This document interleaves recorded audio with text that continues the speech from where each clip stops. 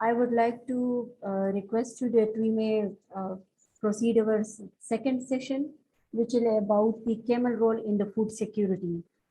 So please be present with us for the helping us as a session chair and concluding the session at the end of after 4 sessions, which, which will end at 12:10.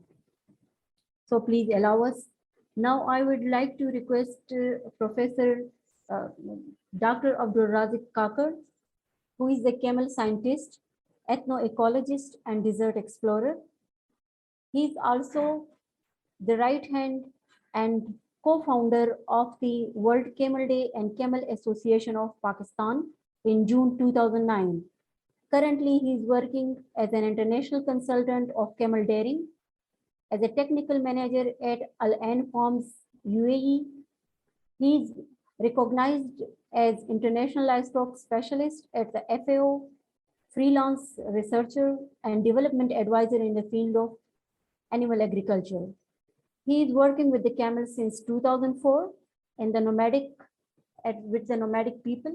He is also one of the founder of the two new breeds of camel, Regi and Kohi in Balochistan, three sheep breeds and two goat breeds in Balochistan as well. According to him, camel is his core world. He is also running a blog and advocacy for camel and its herders as Camel for Life. The Arc Biodiversity website also for sharing his opinion, people's experts, opinions, views about camel also. He's basically looking the camel as a hope of food security for the dry arid regions and people as well. So I would like to request Dr. Abdul Razik Kakar for sharing his opinion about the potential of camel for dairying and food security.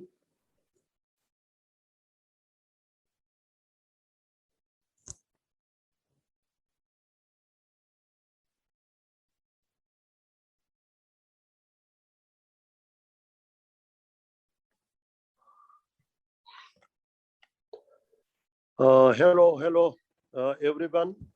Do you hear me? Ji sir, please. Thank you very much.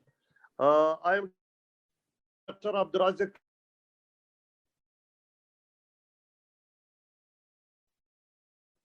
I am, I think, one of the most modern camel dairy in the world and one of the oldest camel dairy who started dairying with milking machine.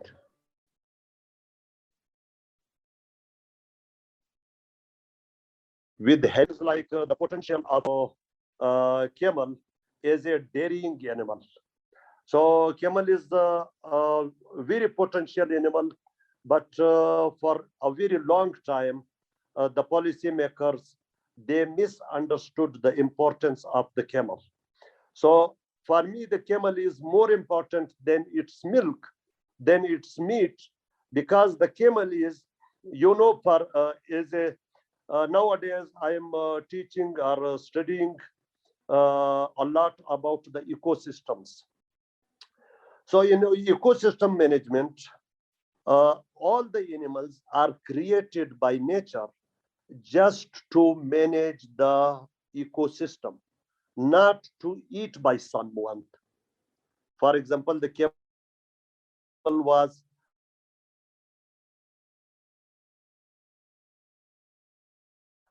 system by the nature in the long history of evolution to eat plants, the shrubs, the bushes, the other animal does not consume, because the nature need to convert all the vegetation, all the flora into compost, natural compost, to digest the refuges, the fibrous material of the shrubs, of the trees, of all foliage into uh, into compost to increase or sustain the soil fertility.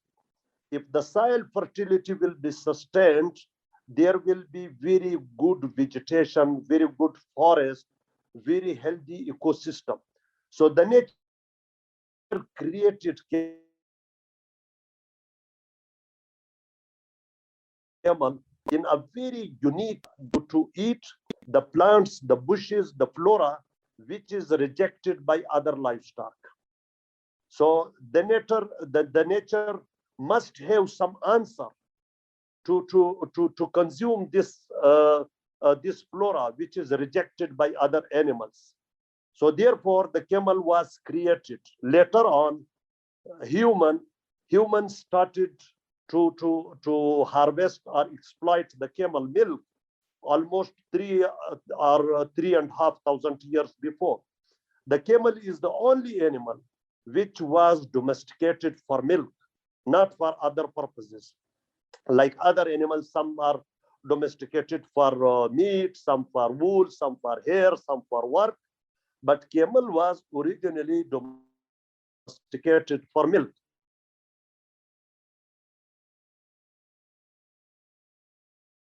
So next, please. Hello, do you hear me?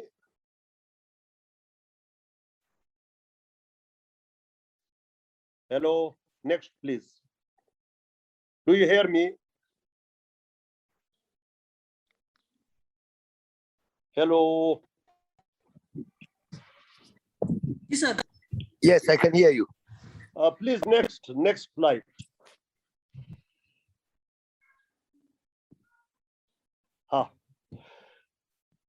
Natural, there is one is man-made climate change, which is because of fossil fuel use, because of other industrial activities. There is increasing quantity of carbon dioxide, methane, and elements. So this is industrial climate change. Before, naturally, there was the onset of the climate change. Like before, here was like snow age. Everywhere there was snow. Then the weather changed, the ecosystem changed. New ecosystem came in being. So and even under the natural climatic conditions, the climate change, 3,000 to 5,000 years before the people of the desert, they selected or they chose the camel to give the task to survive or sustain in very challenging environmental conditions, number one, and to have to use in the areas, in the regions where there was a very shortage, a very severe shortage of food items in aeroplanes. So the camel, one my Arab friend, he told me that the camel, he said his grandfather told him that only the camel saved our generations. Otherwise, they would have been died in the desert, because they were eating, drinking the camel milk with the dates, and they were surviving and walking and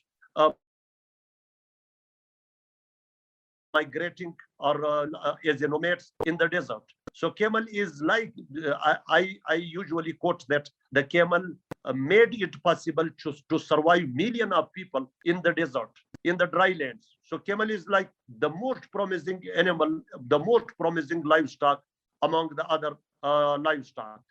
So camel is very good to walk for 40 kilometers a day, to eat from different plants, woody, thorny, dry refuges. Otherwise, no animal can use them. Or hydrophytes, or the very saltish plants. They have high salt content. Only the camel can consume, because the nature need to transform all the biological material, all the biotic part of the ecosystem because there is, like before we were thinking that or we were studying that there is herbivores, carnivores, omnivores, but there are also detritivores. The detritivores, they need food. They are inside the soil.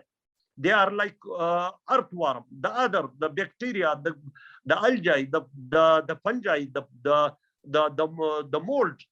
So they need food to convert into fertility, because fertility is the most important factor to keep the ecosystem healthy.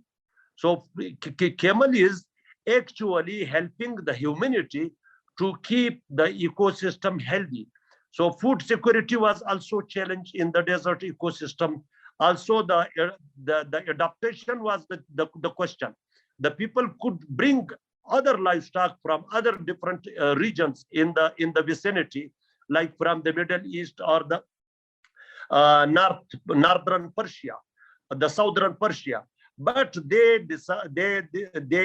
domesticated the camel to beat or face all the challenges and to give some food for the people to sustain their life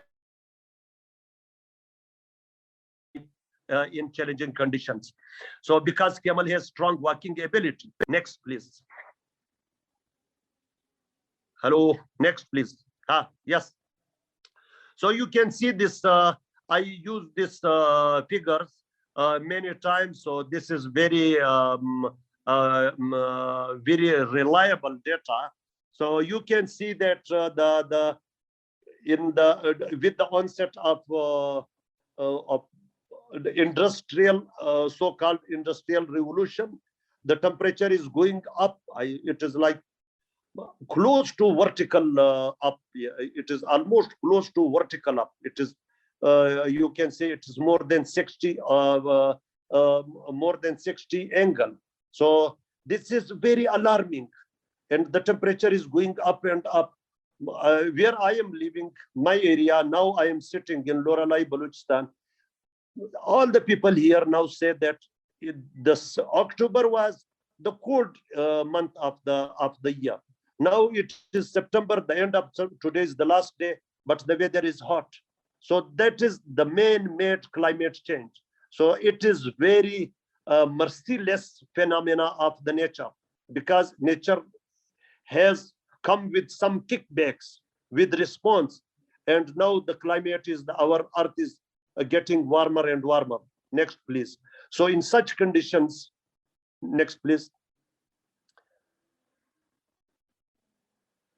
So in such conditions, camel is the only candidate to survive and produce, not only survival, but also the production. So you can see what is happening. The camel habitat, you can see it is the world most challenging area. You can see even in South America, the llamas, the alpaca, which we call the New World camels, they are surviving in the areas where the temperature is very problematic. Sometimes it is very cold, like the Alps, and sometimes it is very dry and very hot. And the same is in Arabian Peninsula. The same is the part of Africa and part of Asia, South Asia. So where there is camel, there the environment or the climate is very challenging. So if you look on the migration of the camel during the history in the last 3,000 years, they spread in the areas from their cradle of domestication from Arabia to part of Africa and to South Asia and Central Asia, because the people chose this animal, the camel, to survive and sustain and to produce food for them in challenging conditions. Also, you know that the camel, not only production, but the nature has given specialized DNA to the camel to engineer very unique milk, which is highly suitable for the deserted ecosystems. So the people who cannot buy vitamin C or citrus fruit, other things, so the camel milk is very composite and highly specialized with vitamins, with unique molecules of protein, which can enhance the immunity, the power to survive and sustain in the desert. Because in the desert, you can see there is a lot of dust and storms. So all the things, they come into the lungs of the human being to nullify or neutralize those foreign material which is coming inside the body. The camel milk is the very special food or very special treatment for such situation. Next, please.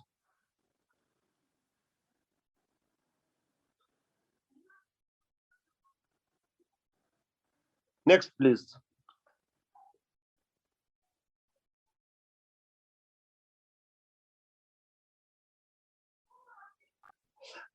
So we need to usually, no, please come back to the back slide, to use camel as food security.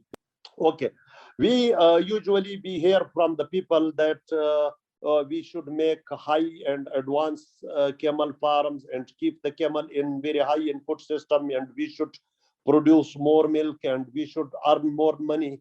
But I think that we should have adopt at policy level, at global level, two-pronged policy. One is to support the people, the camel keepers who are behind the camel. They have very good knowledge of the camel keeping, camel breeding, camel somehow the camel diseases and everything, because they have the knowledge which is coming orally since thousands of years. And the other thing can be that the people who have money, the investors, they can invest in camel, because the camel is very potential animal. It can return a very good outcome.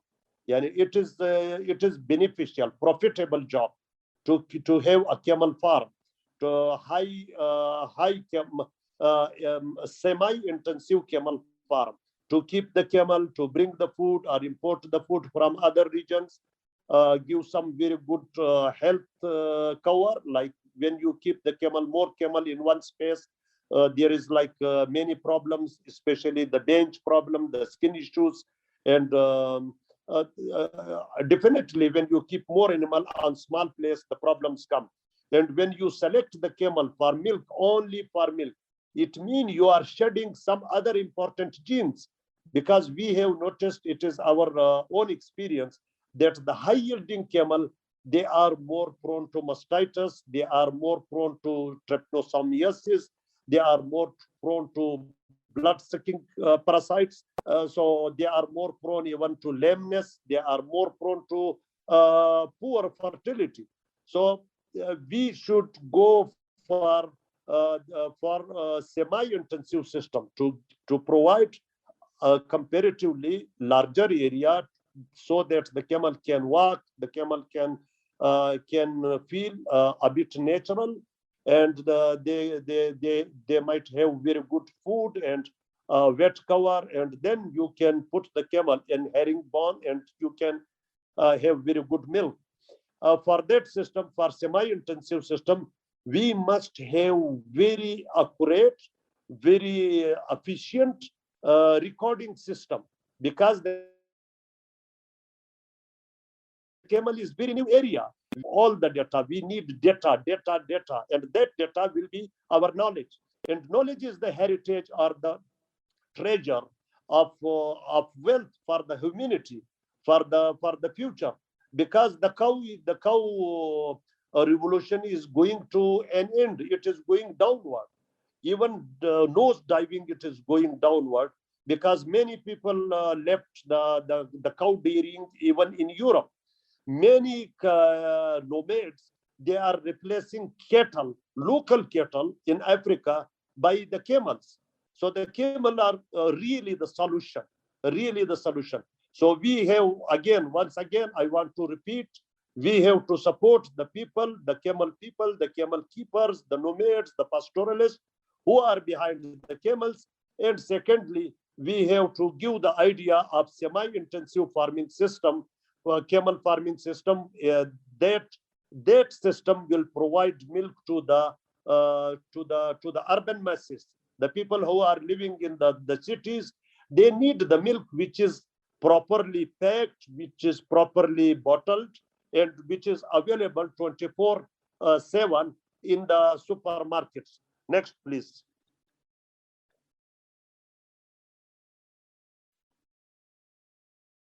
Next, please.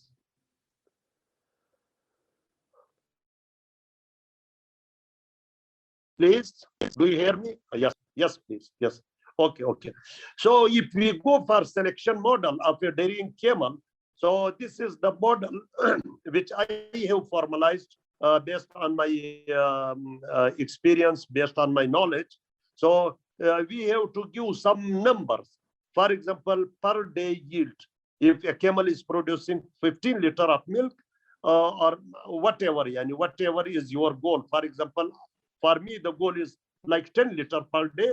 So we will give 25% mark to 10 liter producing camel. If she is producing less than 10 liter, so she will not get the 25%. She will get definitely a lower percentage. So if then the teat and the udder conformation, you know that the camels, they have entirely different udders from camel to camel. And even in within one camel, there are different teat size. So when you put the camel or any other livestock in high intensive or semi-intensive farming, you use the technology like milking parlor, you face the problem. One teat is small, one is big, one is round, one is bottled, one is like cone ice cream. So there is different sizes and structures and designs. So that you have to give some 20% number to the udder conformation, because this is directly linked with the milking ability, which we call the milking ability. So the most the good milking ability mean the very good camel. So we give the 20% marks to the camel which is good in machine milking ability, because there are many camels, they are very good. First we put the camel in hand milking. They always super in hand milking. When they come to the milking parlor, they have their the teat orifice they have on site. So it block in the teat cup. So after 2-3 days, you will see that she is getting mastitis and these things. So the good milking camel, which we saw, we give 20%. They are called in Arabic fashush camel, which is very friendly, very healthy, and very have efficient milking ability.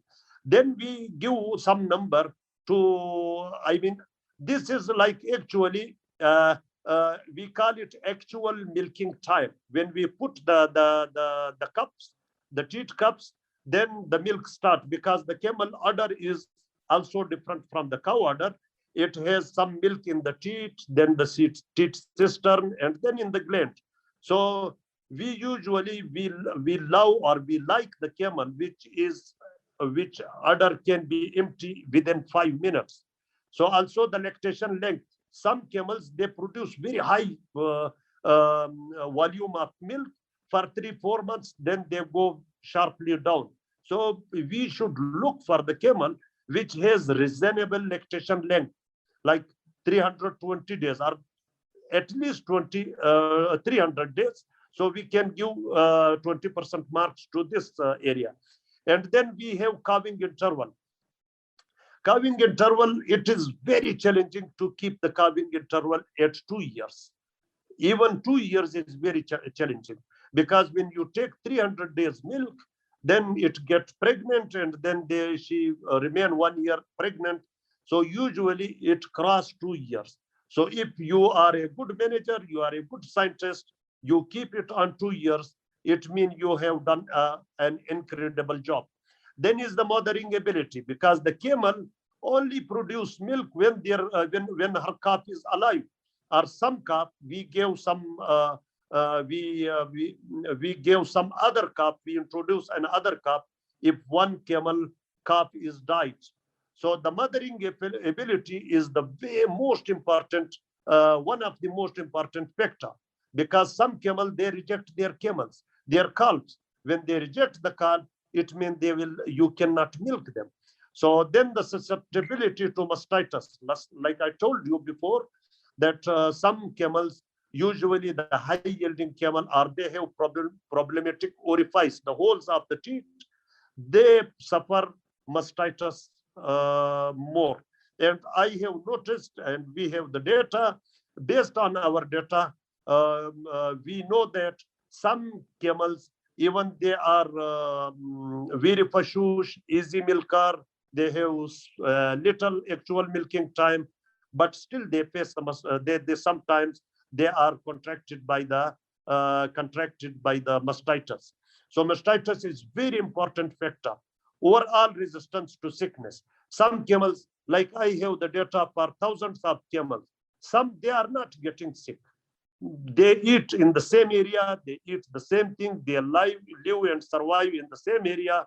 They have all the practice the same way, but when the disease comes, there is any challenge, they are still very healthy, very so this is like we call it like unique or quality gene. They have some qualitative potential, so they must be selected, or their line must be selected. So now we next please.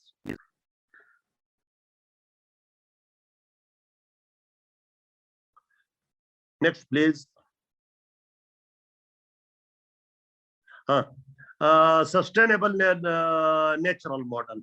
The other model is they know how to survive in challenging conditions, like the people they are keeping camels, they know, and the camel also know how to play a role in certain ecosystem, and how to give the services to human masters.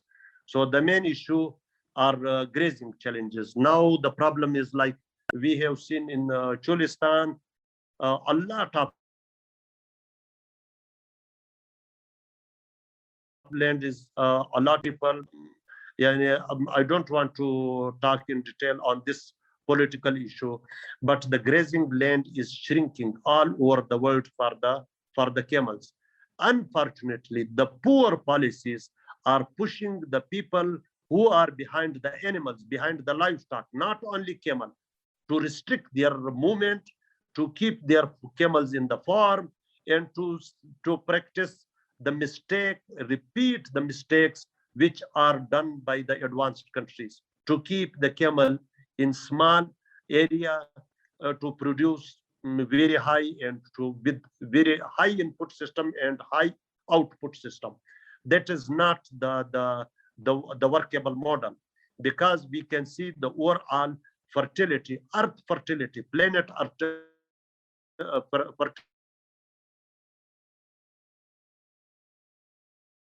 fertility is going down, because now of work, a lot of research the people will conduct to farm, but as a ecosystem management animal.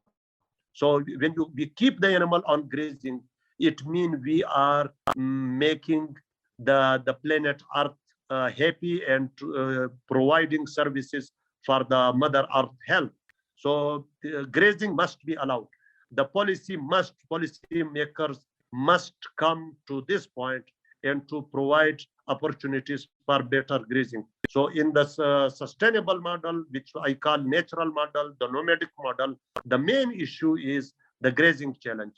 And overall, unfortunately, the security issues, the security and peace issues in the camel habitats, in the camel ecosystems, everywhere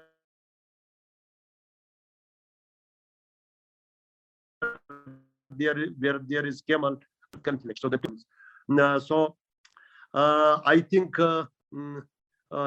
you went to the next globe, and next slide, and there is the global interest. Okay, no problem. I will discuss. There is the global interest is increasing about the camel milk, because the camel milk is unique. It is good.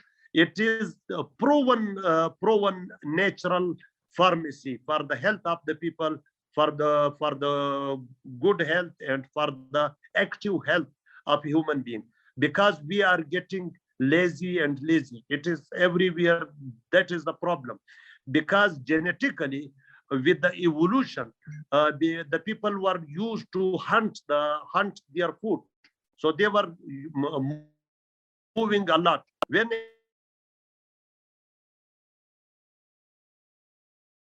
they had food, they were used their gene. That is in their evolution. So now when we have food on table, so the rest, we just take rest. So that is the laziness. The camel milk really help in keeping the people, the human being, to be more active, and to have more exercise, more walk, more, and also it is good for our immune, and it is very balanced food.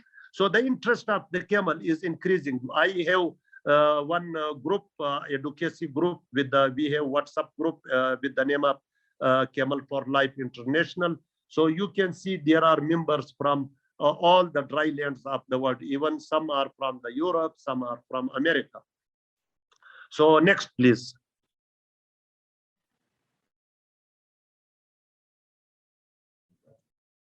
Sir, sorry to interrupt you. We have a little time issue. So that's why, if you may The kindly... time is everywhere issue. This time is every issue. I will finish in 5 minutes. No worry, madam. Thank you. Thanks for. So please go to the next slide. The next, this is for Australia. Leave it. Go to the next. So you can see there are camels making its space in Australia, in Europe. Next, please, to America. The camel milk demand is increasing in Europe, in America, and also there is global. You can see this chart. So you can see that the camel milk at global market, it is increasing. So there will be soon, there will be $7 billion per year, the milk market globally. So camel milk consumers, the camel milk consumers are, I mean, like you can see that there are consumers in America, in other regions of the world, which are not the camel habitat. So this is the potential of the camel, that the non-camel cultures, they are also coming to the camel milk. So next, please. Then you can see this is very all these both pictures are shot by me, not I did not take it from the Google. So one is our farm. You can see the camel are very happy. They are just enjoying the desert, and they are taking the sun for vitamin D. And the other, you can see I shot this picture in Europe. So you can see the cows in this dirt and these things. So you can see the status and the quality, and the other side you can see for the cows. Next, please.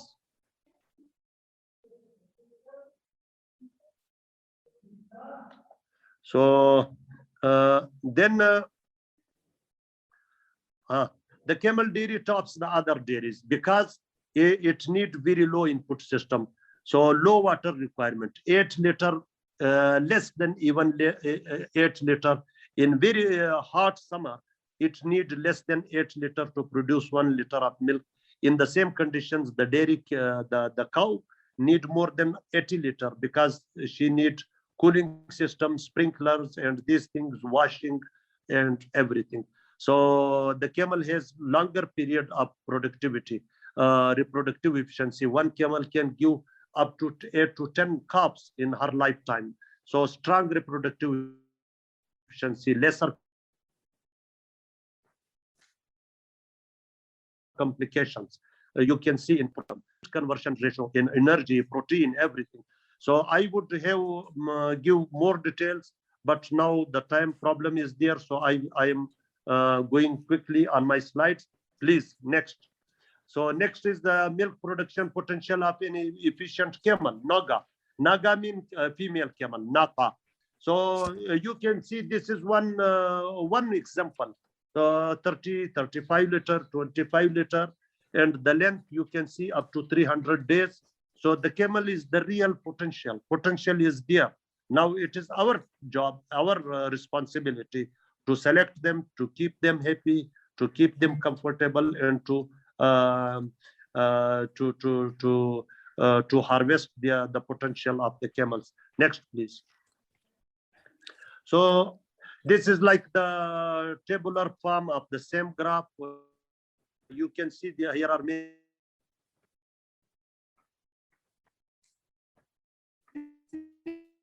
camels with the cow milk 14. This you can see in milk 290 days, 234, 400 days even. So the production, like daily average milk yield, you can see 13 liter, 11 liter. There is 4 liter, 5 liter, 14 liter. So there is very high variability in the production. Next, please. So I would like to conclude that the camel was originally domesticated for milk. So we should think about the camel milk. So that is the potential, and that is the right of the people to have this precious milk. Camel is the only option in the challenging climatic conditions, because camel need less water, less feed, and less health incentives. All inputs camel need very lesser compared to the Holstein cow. So the future hope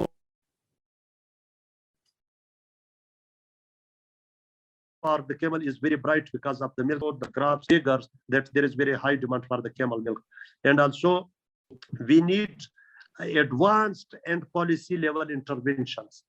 Like for the grazing camels, we need policy, and also for making or establishing camel farms in our country, in Pakistan, we need some policy, because there are some fake people, they just sell the powder, and they say they imported it from Malaysia, from this country, from this. There is no camel in Malaysia, but there is one outlet in Pakistan. They are selling camel milk in Karachi with the name of I forgot the name. They said, I phoned them. They said they are importing from Malaysia. So thank you very much.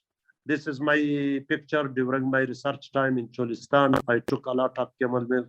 I am still very young, healthy, and happy because of camel milk. Thank you very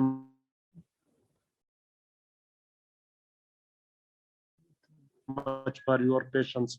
I am want to share my ideas, my things with you people. Thank you very much. Have a nice day.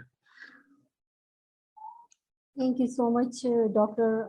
Abdul Razik Kakar, for having very great talk and expert opinion about the potential of dairying and its role in food security.